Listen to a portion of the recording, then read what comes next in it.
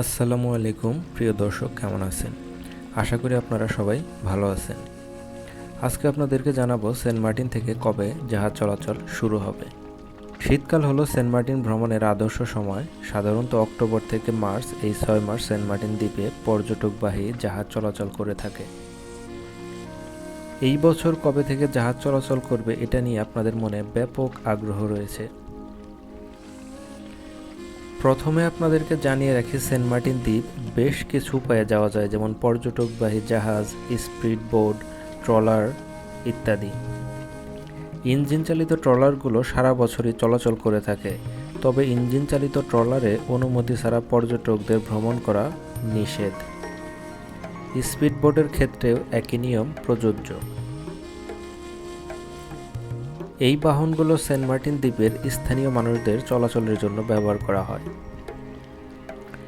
তবে অক্টোবর থেকে মার্চ পর্যন্ত যখন পর্যটকবাহী জাহাজ চলাচলের অনুমতি থাকে, তখন স্পিড বোট কিংবা ট্রলারে করে পর্যটকরা দ্বীপে যাতায়াত করতে পারে। সেন্ট মার্টিন দ্বীপ বঙ্গোপসাগরের একটি দ্বীপ।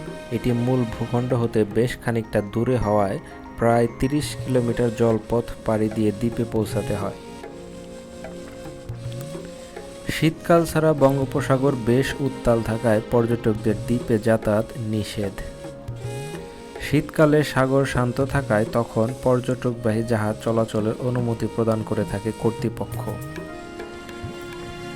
সেন্ট মার্টিন দ্বীপের উদ্দেশ্যে পর্যটকবাহী জাহাজ টেকনাফের দমদমিয়া ঘাট থেকে চলাচল করে থাকে। জাহাজ চলাচলের সময় সকাল 9:30। এই বছর পর্যটকবাহী জাহাজ কবে থেকে চলাচল করবে তা নিশ্চিত করে এখনই বলা যাচ্ছে না। এখনও সাগর বেশ উত্তাল এবং নাফ নদীতে নাব্যতা সংকট থাকায় প্রশাসন এটি নিয়ে কাজ করে যাচ্ছে।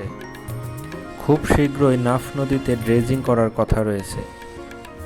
এছাড়া মায়ানমারের অভ্যন্তরীণ সমস্যা চলায় এর আজ টেকনাফ সীমান্তবর্তী এলাকায় এসে পড়ার কারণে প্রশাসন এ দিকটাতেও বেশ কড়া নজর রেখেছে।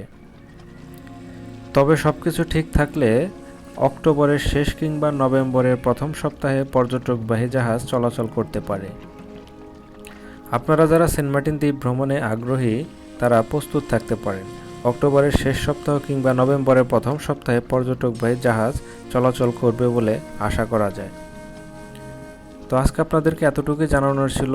ভালো থাকবেন সবাই, সুস্থ থাকবেন। ধন্যবাদ। আল্লাহ হাফেজ।